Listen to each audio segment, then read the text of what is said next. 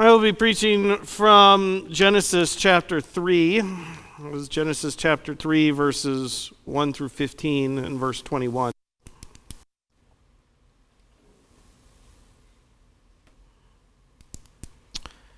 I'm sure right at about this moment, Adam and Eve are thinking to themselves, how did we get in this mess?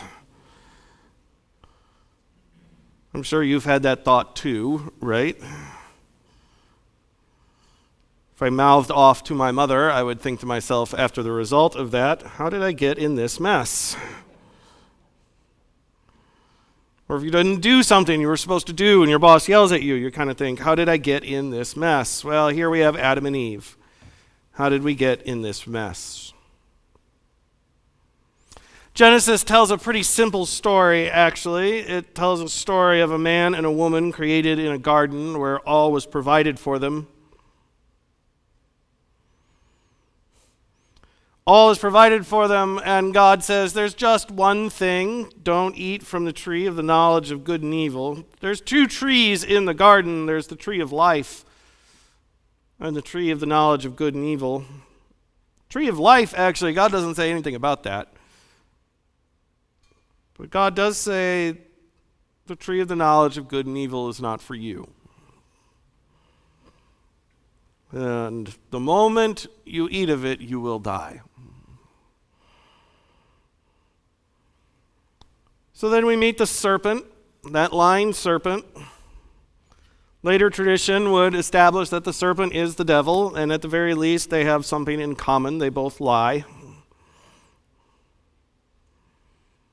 And the serpent says to the woman, did God say, you shall not eat from any tree in the garden? This is a neat little trick the serpent does, right? Is that he misquotes God so that and forces you to kind of think about it for a second.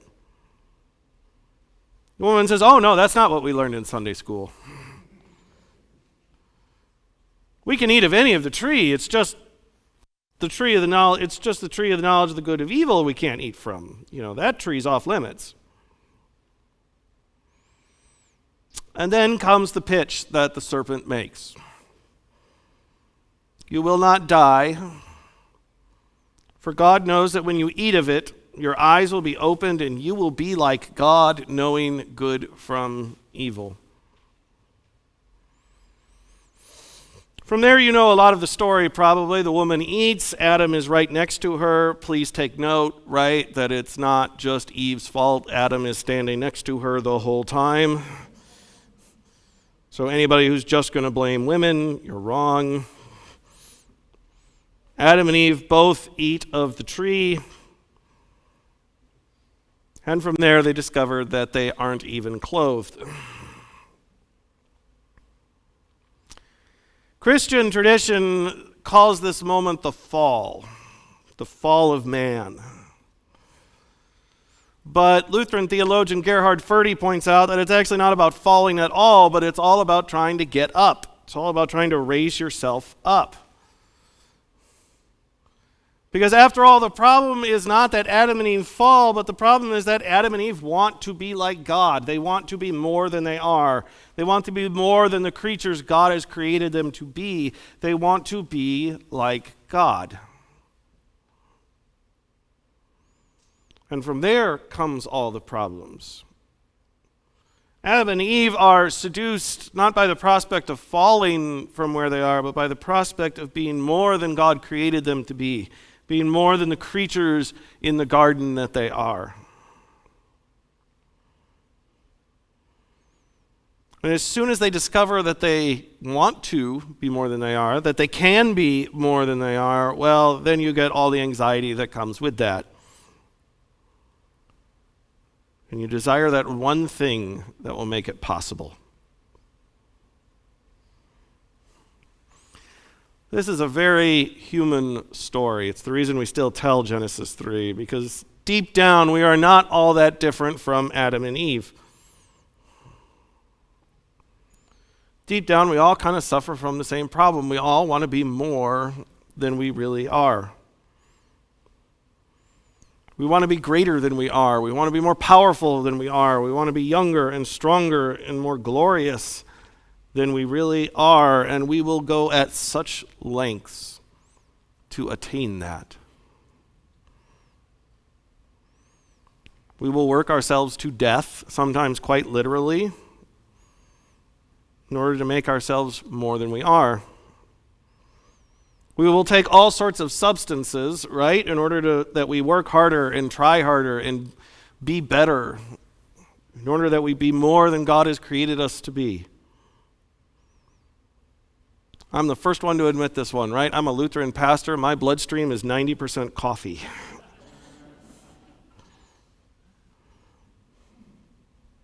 Don't give me that decaf stuff.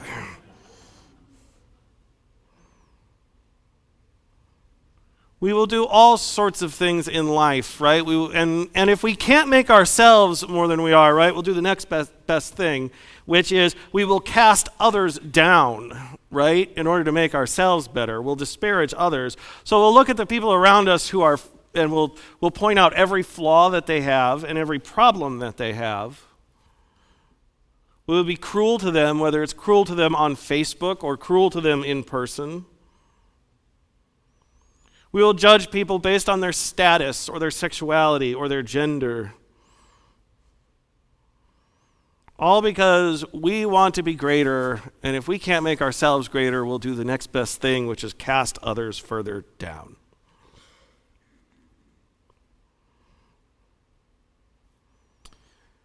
What's interesting is that in the story, this desire to be greater just ends up in the exact same place. It ends up in shame.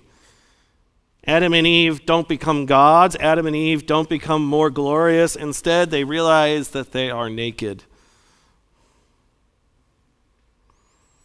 I don't know how to explain Genesis says before this point, but Genesis says before this point that the man and the woman were naked and were not ashamed. I don't know how that works. And I'd like to keep this sermon G-rated, so I'm not going to explain it. And I don't think any of us understand it either, right? It's one of those mysteries that we can't possibly explain. But they were not ashamed. They were fully who they were, and they were not ashamed. And then they wanted to be more. And from that point came shame. They realized they were naked. And they had to make clothes for themselves. It is not that different for us. All these desires to be greater don't result in anything more than shame in our lives. Now, at this point, you're wondering, okay, Pastor Dave, this has been a really sad sermon. What's the good news? Well, the good news is this. Adam and Eve know the penalty. They know the penalty for eating from the tree is death, and yet they do not get that. At least not yet. They aren't struck dead right in the moment. God finds them and asks, "Where are you?" Which is kind of a funny question coming from God. I'd like to think God knows, right? It's kind of like when my mom asked me what I was doing. She knew exactly what I was doing.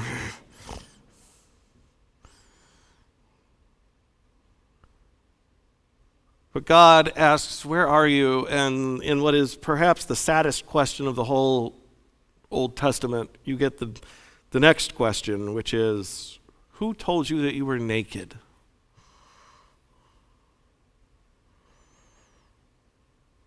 It is sad because it sums up all of what has gone wrong in that very moment, and yet God does not strike them dead. God doesn't unmake them with a snap of his fingers. Instead, they live. And better yet, our story ends on what God does for them. God makes clothes for them. God says, okay, the leaf thing's not going to work. We need a better wardrobe.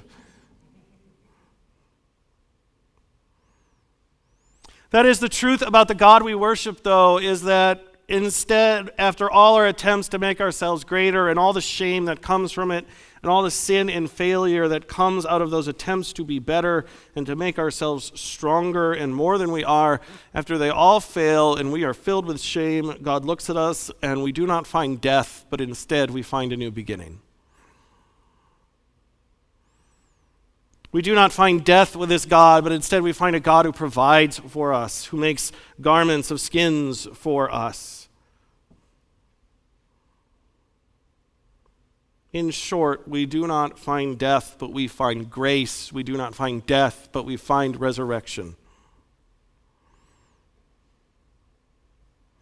St. Paul puts it this way in 2 Corinthians chapter 4. He says, "Yes, everything is for your sake, so that grace, as it extends to more and more people, may increase thanksgiving to the glory of God." That is the God we worship. That is the God we are gathered here to proclaim greater glory to. It is the God who is with us every day. That is the God we meet in Jesus Christ. It is this God that is extending grace to more and more people. We do not find death, but we find life. And so I don't know what shame you bring into this building today.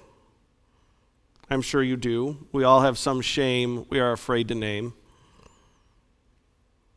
I don't know what guilt you are hiding from God from, right? Like Adam and Eve hiding in the garden. It's a silly thing to do, but we all try so very hard. I don't know what shame or what guilt you bring into this building, but we all do, and so I will just tell you this.